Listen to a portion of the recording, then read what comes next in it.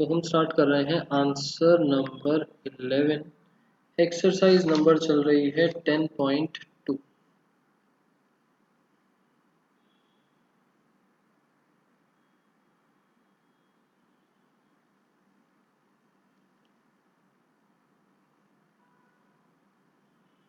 Prove करो that a parallelogram circumscribing a circle is a rhombus।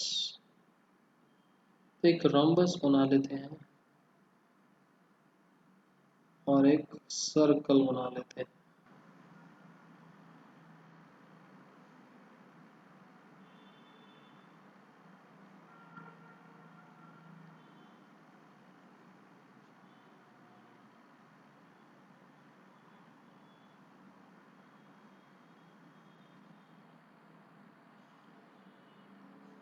तो हम assume करके चलेंगे that A B C D is a parallelogram. A B C D is a parallelogram. ये बीच में एक सर्कल बना हुआ है with centre O. After that हमें टू प्रूव में क्या डालना है,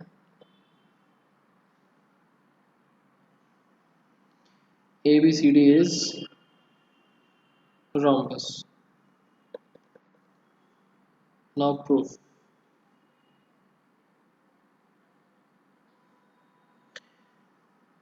अब रोम्बस कैसे शो कर सकते हैं? एक पैरेललोग्राम को रोम्बस बनाने के लिए क्या क्या टेक्निक्स हैं? एक पैरेललोग्राम रोम्बस कब बनता है? तो पहले तो इसी बात पर डिस्कशन करते हैं। अगर एक साइड पर पैरेललोग्राम है और मुझे उसको रोम्बस बनाना है तो क्या क्या चीज़ें हमें प्रूव करनी पड़ेंगी that it will be a rhombus. Rhombus के अंदर चारों साइड्स इक्वल होती हैं, पैरेललोग्राम में ऑपोजिट साइड्स इक्वल होती हैं। तो एक चीज़ तो हम प्रूव कर सकते हैं कि अगर एडजेसेंट साइड्स बराबर आ जाती हैं then it will be a rhombus. और क्या चीज़ बोल सकते हैं? रोम्बस में एंगल्स तो इक्वल होते नहीं, डायगोनल्स परपेंडिकुलर बाइसेक्टर होती है।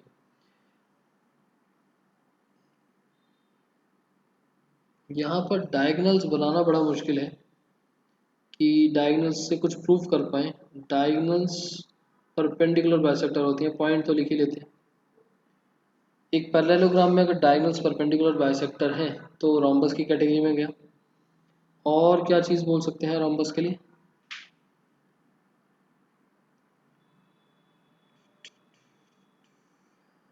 और कोई चीज़ नहीं। तो मेरे हिसाब से तो एडजेसेंट साइड्स वाला पॉइंट आ सकता है। डायगोनल्स प्रूफ करना थोड़ा काफ़ी मुश्किल हो जाएगा। नाउ पैरेललोग्राम की प्रॉपर्टीज यूज करके हमें शो करना है that it is a rhombus.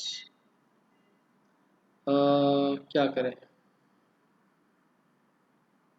सबसे पहले तो सर्कल की प्रॉपर्टी सोचते हैं। टेंजेंट बना हुआ है, हम बोल सकते हैं कि टेंजेंट्स परपेंडिकुलर होती हैं। पहली बात तो ये पैरेललोग्राम है तो ए बी और सी डी तो पैरेलल होगा। टेंजेंट होने की वजह से ये परपेंडिकुलर्स बनेंगे।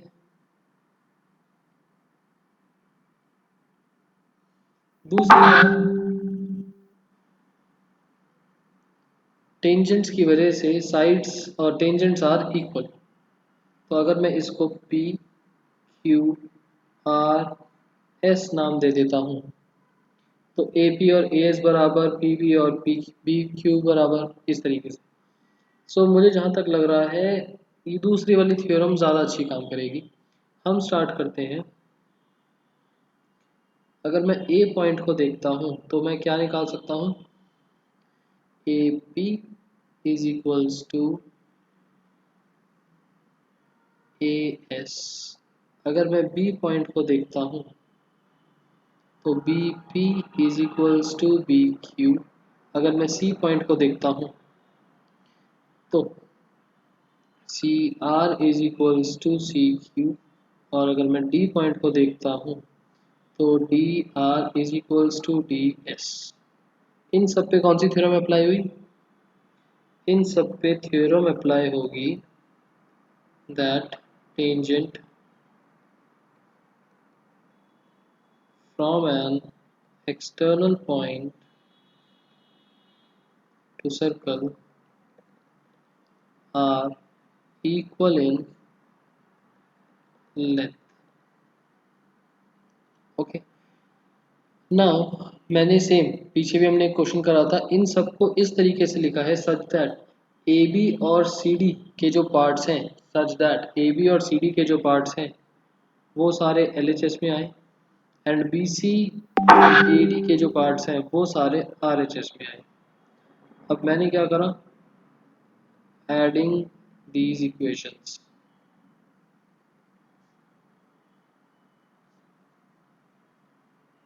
मैंने इन चारों इक्वेशंस को ऐड कर दिया।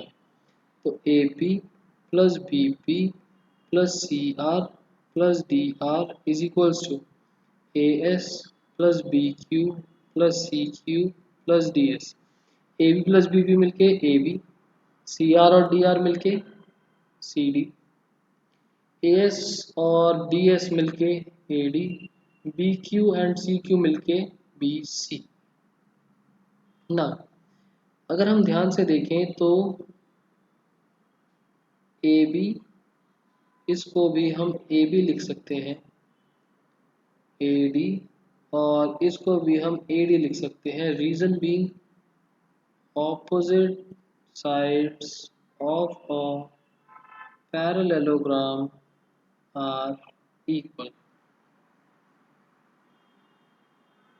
So twice of AB is equals to twice of AD. That means AB is equals to AD. AB और AD adjacent sides है, इसकी वजह से हम क्या बोल सकते हैं, therefore AB is equals to BC is equals to CD is equals to DA. So if in a parallelogram ABCD all sides are equal, then it will be considered as a rhombus, hence proved.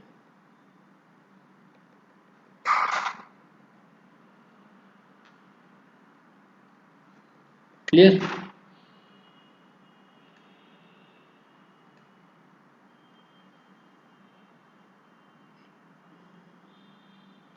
Twelfth question करने से पहले 13th देख लेते हैं। 12th थोड़ा सा lengthy question है। Answer number 13 बोलता है प्रूव करो opposite sides of a quadrilateral circle surrounding a circle subtend supplementary angles at the centre of the circle. Okay, एक क्वाड्रिलेटरल है और उसके अंदर बना हुआ है एक सर्कल।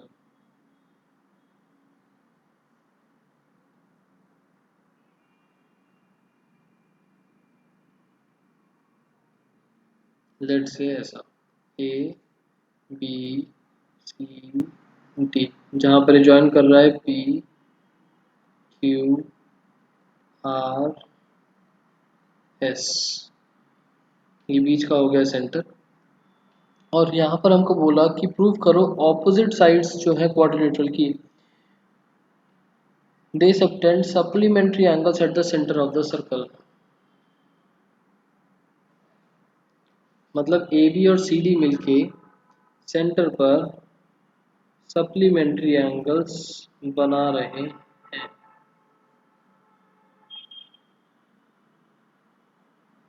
यहाँ से इनको भी ज्वाइन कर देते हैं।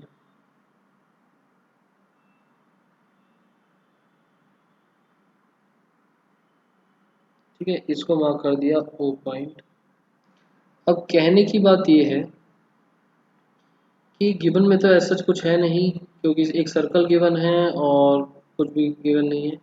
टू प्रूफ में हमको क्या करना है, angle A O B plus angle C O D is equals to angle A O D plus angle BOC is equals to 180 degree. ये चीज शो करनी है कि चाहे ये दो एंगल्स लो चाहे ये दो एंगल्स लो, इन दोनों का sum is 180 degree. Opposite sides centre पर सप्लीमेंट्री एंगल्स क्रिएट करती हैं। इसका प्रूफ कैसे करा जाए? इसका प्रूफ कैसे करा जाए? अगर मैं सारे एंगल्स को नाम दे देता हूं, लेट से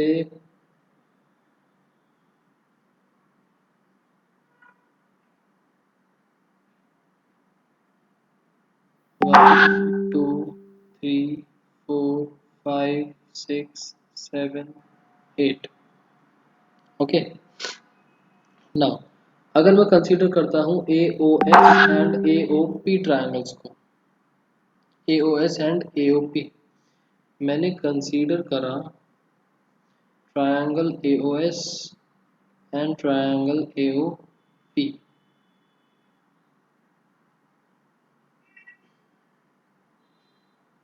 इसके अंदर OP और OS बराबर है रेडियस की वजह से।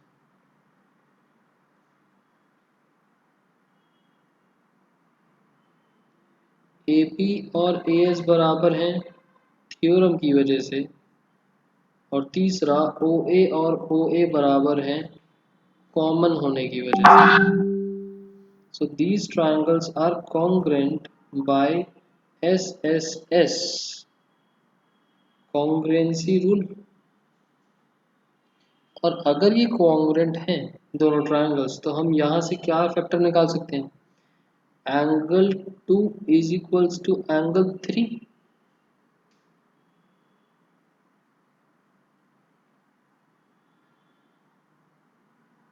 Mark it as equation number 1।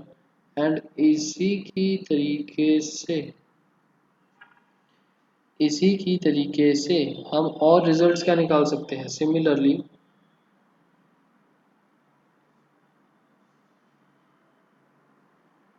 जैसे इन दो ट्रायंगल्स में हमने 2 और 3 को इक्वल बनाया है, ऐसे 4 और 5 equal, 6 and 7 equal, 1 and 8 equal. So हम क्या लिख सकते हैं? Angle 4 is equals to angle 5, angle 6 is equals to angle 7, angle 8 is equals to angle 1।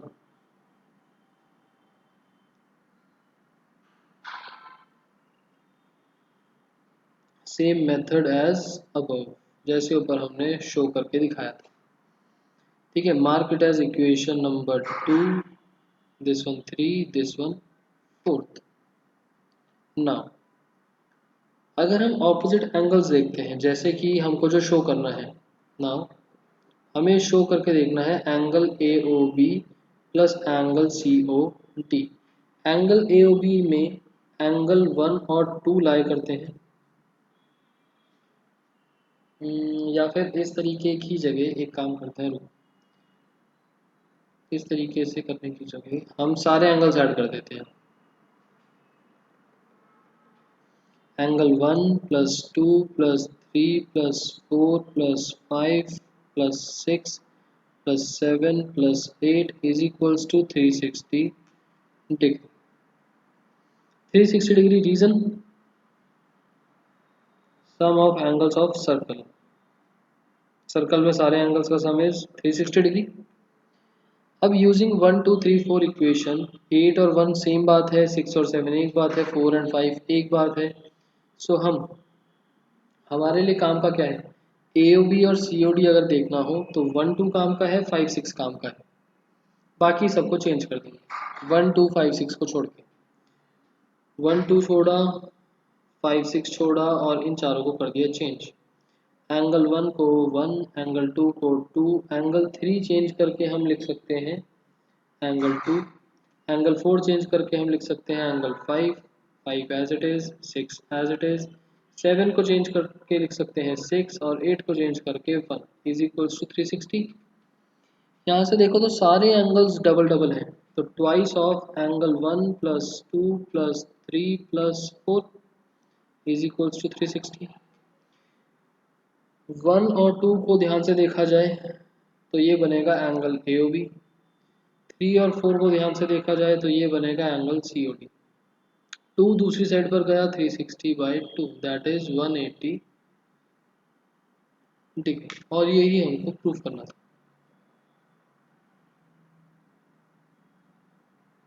Clear?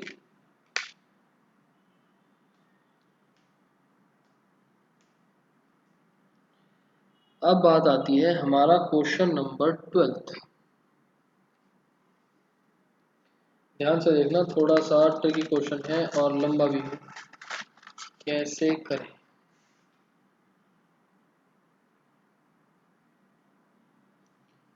Answer number 12।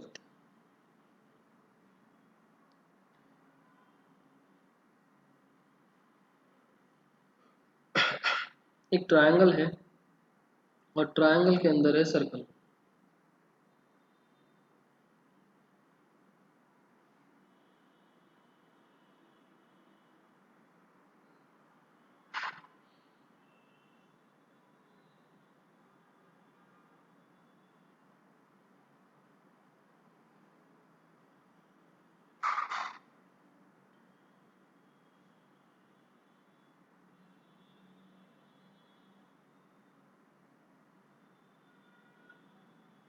फिलहाल क्वेश्चन में इतना दे रखा है और हमें बोल रखा है ट्रायंगल है एबीसी सर्कमस्क्राइब करता है एक सर्कल ऑफ रेडियस 4 सेंटीमीटर। ठीक है, सो गिवन में हमारे पास क्या है, ओडी जो कि रेडियस है that is 4 centimetre,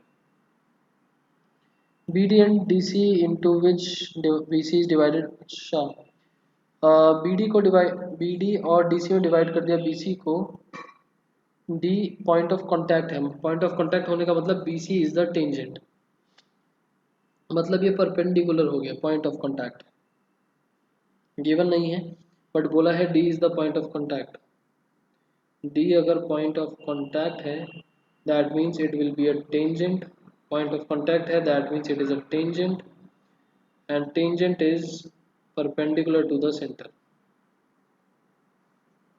tangent is perpendicular to center।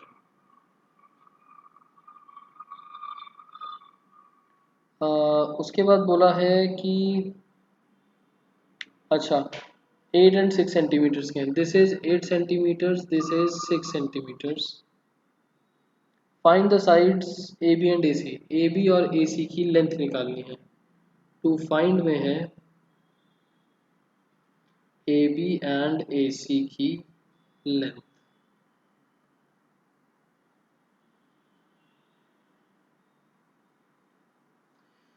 तो सबसे पहली बात तो इनको भी नाम देते हैं, this is E, this is F. O E को ज्वाइन कर दिया, ओ एफ को ज्वाइन कर दिया। नाउ ओ ई को ज्वाइन कर दिया, ओ एफ को ज्वाइन कर दिया, उसके बाद ये सारी की सारी टेंजेंट्स बन गई। सबसे पहली चीज तो C D is equals to C F is equals to 6 centimetre, B D is equals to B E is equals to 8 centimetre. Reason वही theorem, tangents drawn from an external point to the circle are equal in length। ये दोनों बराबर, ये दोनों बराबर, ये भी 8 हो गया, ये 6 हो गया। लेट कर लेते हैं इसको x, let A F is equals to A E is equals to x। Same logic से ये दोनों आ गए बराबर और इसको हमने x के बराबर रख दिया। यहाँ तक सारी की सारी चीज समझ में आ गई।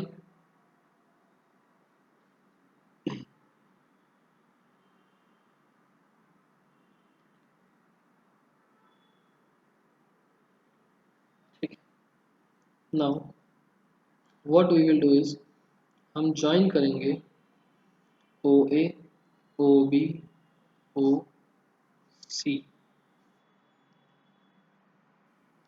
ओ ए को ज्वाइन करा, ओ सी को ज्वाइन करा, ओ बी को ज्वाइन करा। हमारे पास 3 डिफरेंट ट्रायंगल्स बन गए। ए बी सी ट्रायंगल जो था वो ए ओ सी, बी ओ सी, ए ओ बी 3 ट्रायंगल्स में कन्वर्ट हो गया। इतना करने के बाद हमारा एक बड़ा ट्रायंगल जो था, triangle ABC is divided into triangle AOB, triangle BOC, triangle AOC।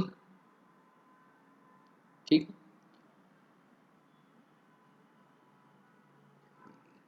मतलब हम क्या लिख सकते हैं, एरिया ऑफ ट्रायंगल ABC, पूरे बड़े वाले का एरिया बराबर होगा तीनों छोटे वाले एरियाज के सम के, AOB का सम,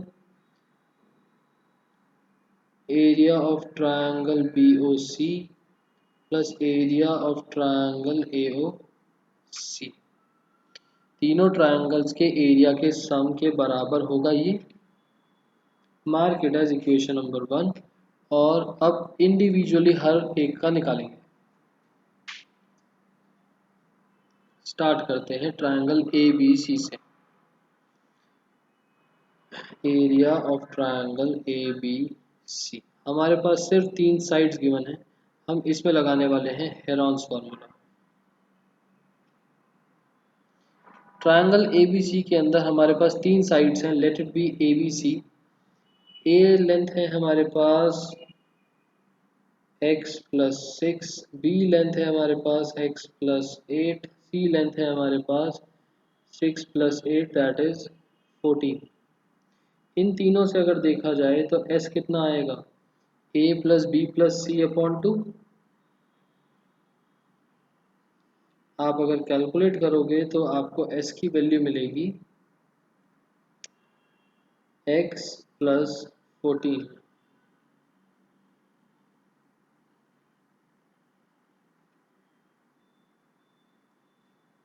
सो area of triangle ABC is equals to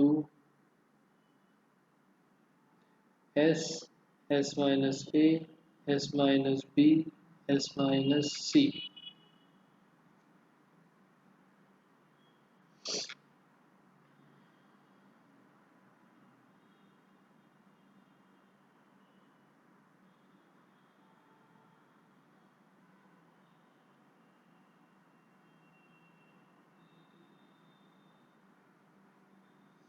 S का मतलब है x प्लस 14, S माइनस ए, S माइनस ए क्या हुआ, x प्लस 14, उसमें से a को कर दिया माइनस, हमारे पास बचा सिर्फ 8।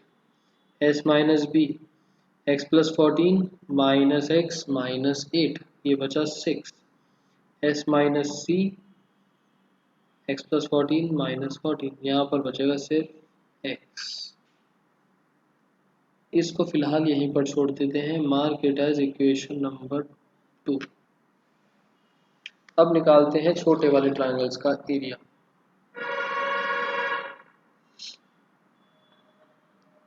एरिया ऑफ ट्रायंगल AOB, यहाँ पर अगर आप ध्यान से देखो तो हाफ बेस इंटू हाइट का फॉर्मूला लग सकता है, जो कि बन जाएगा, देखो AOB ट्रायंगल में AOB, ध्यान से अगर देखा जाए, ध्यान से अगर देखा जाए तो AOB में ये तो टेंजेंट ही है, दिस इज 90 डिग्री। तो अगर मैं AB को बेस बना दूं तो OE इज हाइट और ये ट्रायंगल का एरिया आ जाएगा। तो AOB एरिया ऑफ ट्रायंगल बनेगा हाफ इनटू बेस है हमारे पास AB और हाइट है हमारे पास OE, ये बन गया 1/2। AB की लेंथ x प्लस 8 और OE की लेंथ रेडियस है, रेडियस आ जाएगा 4। So this will be twice x plus 8। Third part, इसको मार्क करा equation number 3।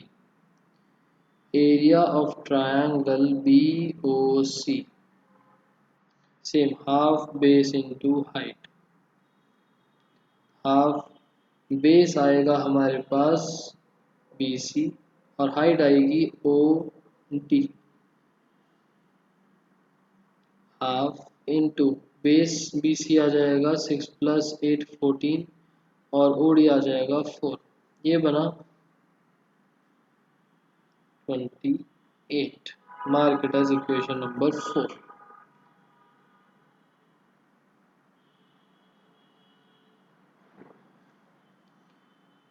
Area of triangle AOC is equals to half into base into height. Same logic, half into base आएगा AC, height आएगी OF। Half AC आ जाएगा x+6 और OF आ जाएगा 4। ये बन गया twice x+6। Mark it as equation number 5। Now put equation 2 3 4 5 in equation number 1। तो हमारे पास क्या रिजल्ट मिलेगा? इक्वेशन नंबर 1 चल रही थी यहाँ area of triangle ABC left side पर, that will be under root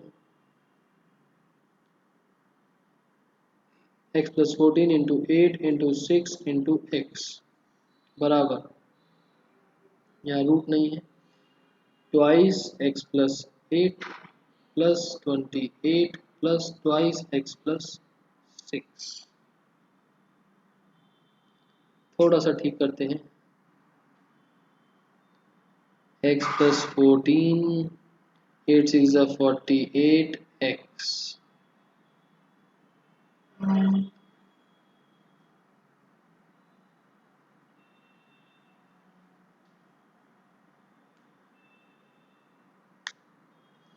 यहाँ पर हमने ब्रैकेट ओपन करा तो 2 कॉमन आ गया, हमारे पास बचा x+8, यहाँ पर बचा 14 और यहाँ पर बचा x+6। 48 का मतलब होता है 16 इंटू 3। 16 बाहर आके 4 और 3 अंदर ही रह जाएगा। ये बन गया 3x into x+14 is equals to 2 into x+x होता है 2x। 8 + 14 + 6 बना 28। अगेन 2 निकल सकता है। 4 into root 3x x+14 is equals to 4x + 14। 4 से 4 गेट्स कैंसल्ड। अब हम क्या करने वाले हैं? We will squaring both sides, क्योंकि रूट्स हटाने हैं, रूट्स में हम सॉल्व कर नहीं पाएंगे। हमने कर दिया स्क्वायरिंग बोथ साइड्स। ये बना 3x x+14 is equals to x+14 का स्क्वायर।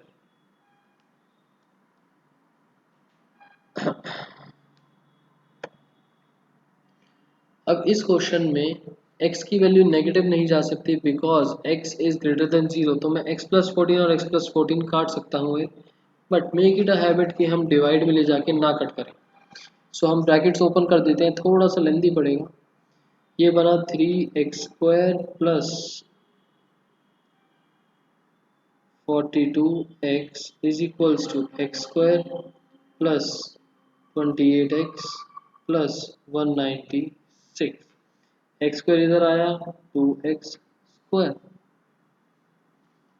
उसके बाद 42x 22x, ये बन जाएगा plus 14x minus 196 is equals to 0।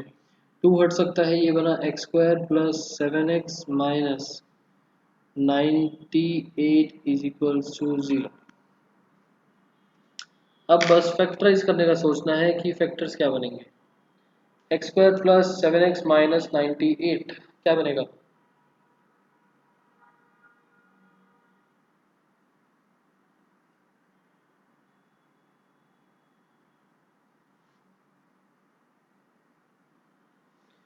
अगर आप ध्यान से सोचो तो 98 14 इंटू 7 भी 98 होता है।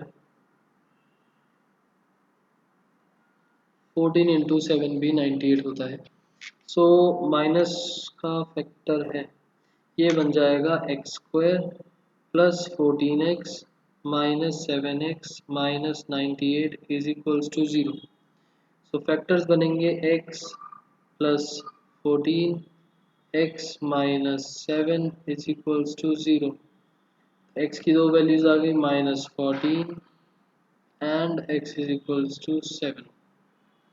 -14 cannot be applicable, so x is equals to 7 is the correct answer. Ultimately हमको निकालना क्या था? Therefore AB का मतलब क्या हुआ? AB का मतलब हो गया x plus 8, that means 7 plus 8 15, and AC का मतलब हुआ x plus 6, that is 13. 15 centimetre 13 centimetre is the net answer. Net answer नहीं लिखोगे तो मार्क्स कट सकते हैं। Clear? Reason x is greater than 0।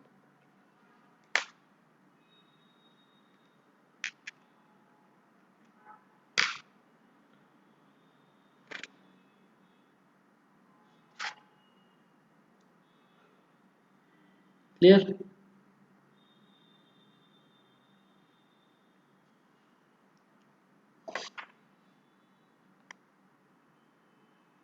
Clear? So यहाँ पर हमारा चैप्टर होता है कंप्लीट और आपके लिए होमवर्क बन जाता है chapter 10, all exercise, all questions.